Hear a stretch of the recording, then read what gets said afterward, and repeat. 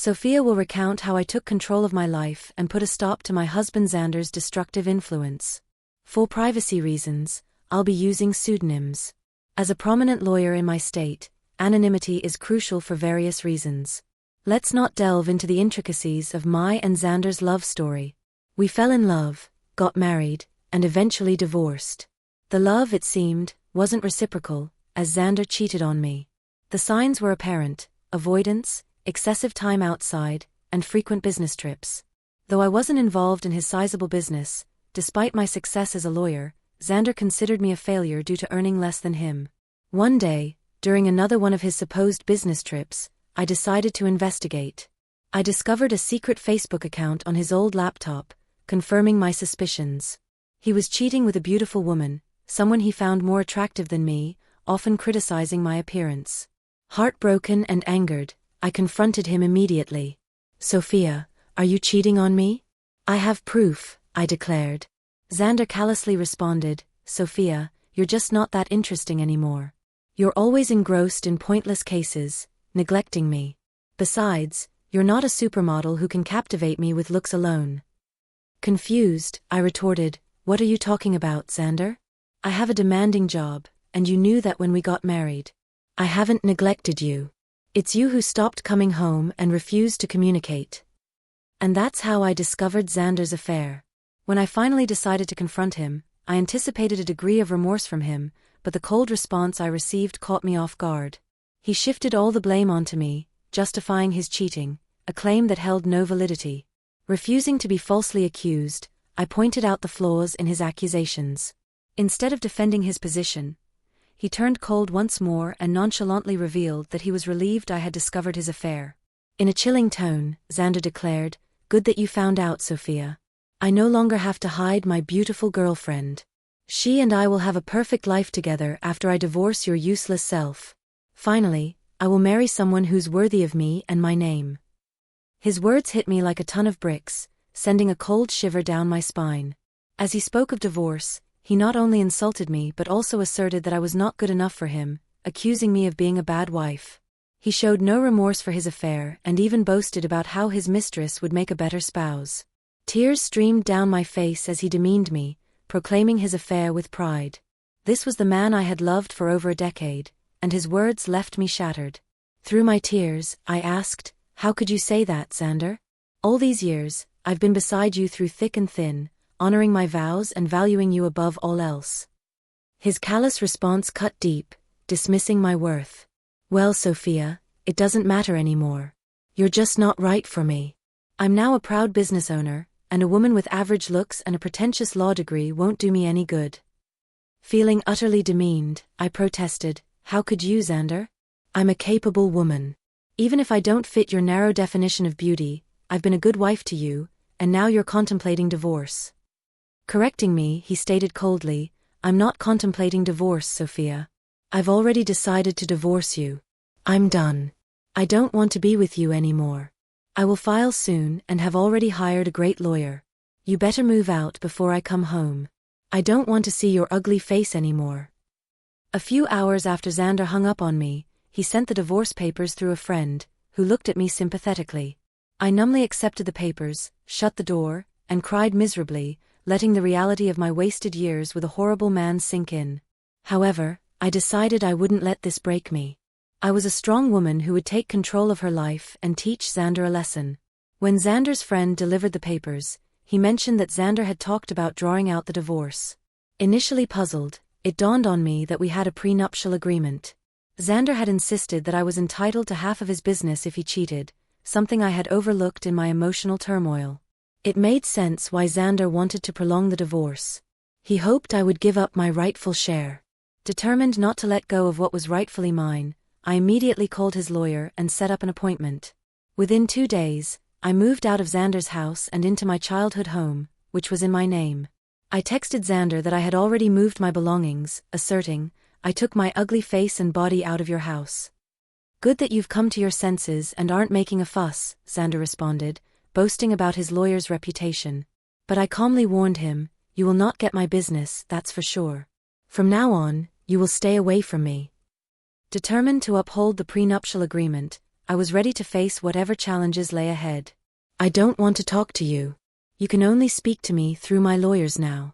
And I expect you to empty my house. Xander's words ignited a surge of boiling rage within me. It's astonishing how anger and hatred can fuel one's determination when faced with such utter contempt. My mind cleared, and I couldn't help but almost laugh at Xander's ignorance. He had no clue who he was up against. Doubtful that his lawyer Jake knew either, I arranged a meeting with him at a cafe.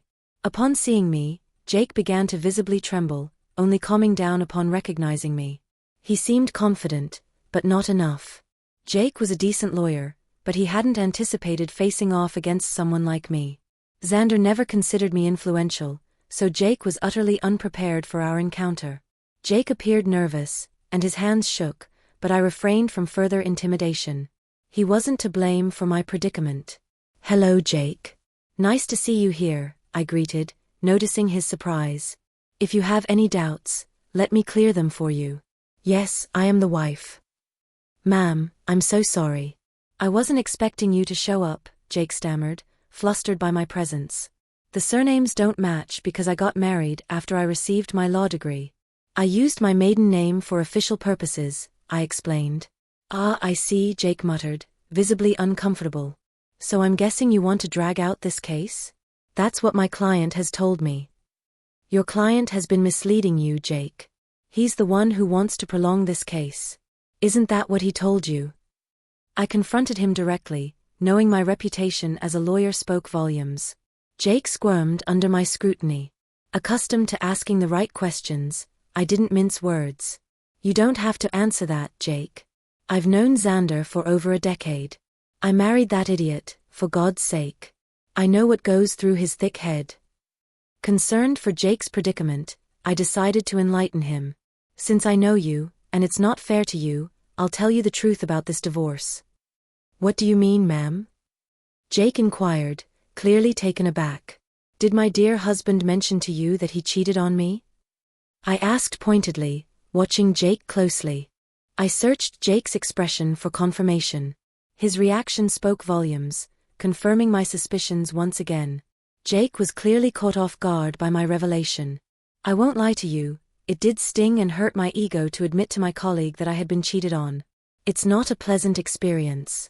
However, I knew better than to betray my emotions. No matter how humiliated I felt, I still had the upper hand, and I was well aware of that. Jake, on the other hand, didn't know. "Oh no, I don't think my client has told me about that," he said. "But he did warn me that, in his words, you would make some baseless accusations because you want to ruin him." "Oh, you poor thing, Jake. Your client has played you like a fiddle. Although it might make you happy to know that Xander thinks you are one of the best lawyers out there." "Well, that's a big compliment, but I will never measure up to you, ma'am," Jake confessed. "I wish he had told me that his wife also practices law. He only told me that you work at a law firm." My husband never really took my accomplishments seriously. He had a habit of undermining my work and influence. It was foolish of me to stay with him this long. However, it was smart of me to sign the prenup to save myself, I shared. Jake was completely taken aback by the mention of the word prenup. He looked shocked, as if the term were foreign to him. It didn't take a rocket scientist to know that he had been ambushed again.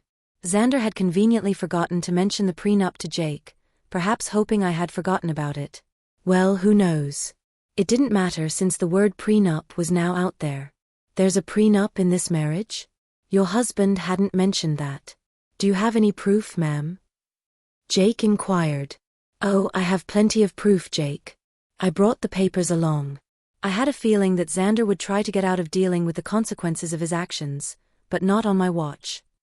"I would really like to see the papers, ma'am. Also, I think I would need to see proof of his affair, if you have any." "Don't worry, Jake. I brought everything. Like I said, it isn't me who wants to drag out this divorce. The sooner it happens, the better it is for me." I handed over all the evidence to Jake, from messages to pictures and documents. I had all the proof right in my handbag, casually giving them to him, knowing the case would go in my favor. Jake studied each and every document thoroughly. Looking rather defeated, he then looked at me and said, "I see that you have solid proof of everything, ma'am. I had no idea about all of these things." I figured that out, Jake. Also, I know how difficult it is to work with unreliable clients, especially when the opposite party has an equally strong lawyer. You're right about that, ma'am. I think that's all I needed to discuss today. I believe I need to have a serious conversation with my client before I decide to proceed with his case. I'm sure someone will contact you soon, although I can't say that it will be me. I could tell what Jake was hinting at, but didn't comment on it. I thanked him for his time and walked out of the cafe. I went straight to work and started preparing my own documents for the divorce. All the lingering sadness was gone. Now there was rage within me, driving me to make sure Xander suffered for what he had done. I knew he had no way out of the mess he had created. It took Xander one day to get back to me. He called me directly, despite telling me not to contact him.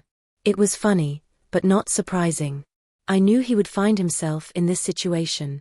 When I answered, he sounded furious. "What the hell did you say to my lawyer, Sophia?" My, look who's calling after telling me to stay away. What happened with your lawyer, Xander? Stop playing around, Sophia. Tell me what you told him that made him quit today. Your lawyer quit today? How sad, Xander. I guess you should have been upfront about your situation and who they would be fighting against. You don't know what you're saying. You are a freaking nobody. I won't let you take away my family business. Oh, I would like to see you try, Xander. I will hire a better lawyer, and I doubt you. Just wait and watch, I will destroy you in court. You will come to me begging for mercy. Well, that sounds like a plan, Xander. Good luck with that. But a word of advice from a lawyer, remember to tell your new lawyer about your affair and the prenup. At that, Xander simply hung up on me. It made me chuckle. He was in deep trouble but still didn't know it. He would try every lawyer in town to see if anyone would represent him. I am a known name here, so people tend not to mess with me. Plus, anyone foolish enough to believe his lies would quickly be dragged back to reality when I presented my evidence. Xander said he would make me beg for mercy. I knew it was only a matter of time before he would come begging at my door. And I was right. One fine morning, while I was getting ready for work, there was a knock at my door. I was confused about who would show up at such an odd hour. Imagine my surprise when I opened it and found my soon-to-be ex-husband looking forlorn and weary. I invited him in because I didn't want a scene outside my home. I was already dealing with enough. Make it quick, Xander. I don't have time to waste on you. I don't even know why you're here. We were supposed to communicate strictly through lawyers. Yeah, about that. I haven't found a good divorce lawyer yet. Oh, that's sad for you, Xander. You better hurry up, because I hear your mistress has been dying to marry you.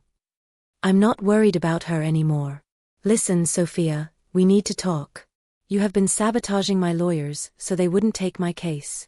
That is very unfair. I immediately laughed. I can't believe you have the audacity to blame me. Let me clear that misconception for you. I haven't been sabotaging anything. It's your stupidity that's causing trouble. I don't understand. What did I even do? Should I remind you how you lied to your lawyers about the affair and the prenup? That's enough to make them look like fools in court. Do you think lawyers would jump at representing unreliable clients like you? Besides, I will admit that my name alone makes many people walk away. You may consider me useless, but I actually do have a good reputation in this profession. Yes, I know that now, Sophia. I've tried being open with lawyers too, but none of them are willing to help me. That's what happens when you try to go against an ironclad prenup. You really should have thought your affair through, Xander, not that it matters now. The damage is done. No sane lawyer would fight for your cause. You'll be giving me half of your business. Xander's facial expression said it all. He didn't want to lose his business. That's why he tried to hire a good lawyer and drag out the divorce. He wanted to keep me hanging long enough until I would snap and just leave him alone without demanding half of his company. After a few days, it became clear to him that no one would take his side. Hell, he was even finding it hard to locate any lawyer willing to go against me. So he did what he thought was his last resort. He started to cry and beg. Sophia, you know how much this business means to me. Please don't do this. You can take everything else, but please don't ask to split the business. Why not, Xander? You were the one who put in the clause about splitting the business in case you cheated. Do you think I'll give up my rights that easily? I deserve it after the betrayal you threw in my face. It was all a mistake, Sophia. Believe me.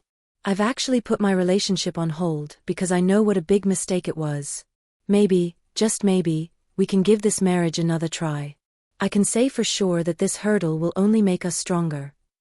His words made me laugh out loud. The audacity of this man was unmatched.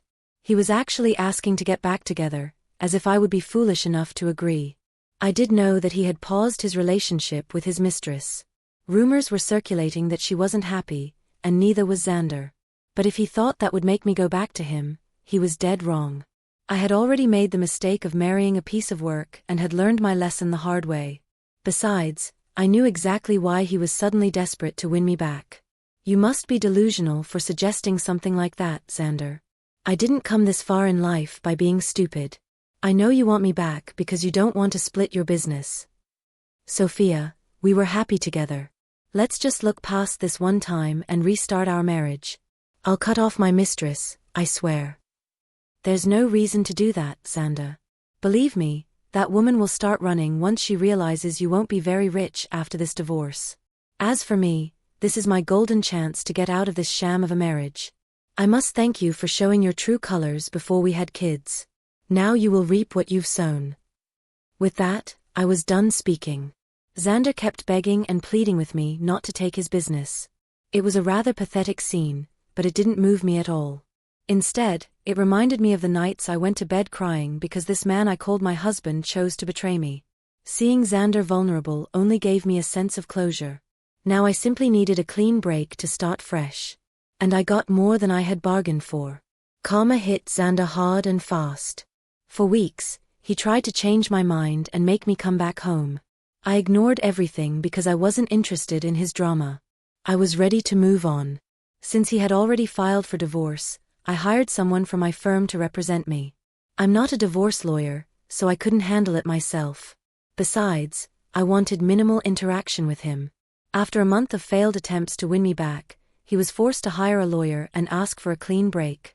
He knew that if the case went to court, he would face humiliation and waste money on court-appointed attorneys. So he conceded and requested a mutual settlement. The prenup made everything straightforward. I had ample proof that Xander had cheated. As per the agreement, he was required to give me half of his business. He wasn't happy, but there was no way out. He signed over half of it to me. We even offered him the option to buy me out, but he had no money. Why would a big business owner like Xander have no money, you ask? Because he had spent most of it on his mistress, who is now no longer taking his calls or texts. I suppose she realized he wouldn't be as wealthy anymore. And now, no one is eager to date her because they know exactly what she is. What goes around comes around. The mistress, however, was the least of Xander's problems. With half of his business gone, his earnings were drastically reduced. He had to sell his house because he couldn't afford the mortgage or maintenance. He's currently renting a condo, a serious downgrade from the mansion he once lived in. He even tried to get back with me again in the hopes of regaining full control of his business. Safe to say, that's never happening. Now he either has to continue living this way or somehow save enough money to buy me out. As for me, I'm doing quite well. I appointed someone to manage my share of Xander's business, and so far, things have been excellent. I even upgraded my lifestyle and bought a new mansion. With my combined income from my law practice and the business, life is going smoothly. I'm living my best life, and I honestly couldn't be happier. In the end, the divorce worked out in my favor. Instead of being ruined by my ex-husband and his mistress, I walked away stronger, wealthier, and wiser.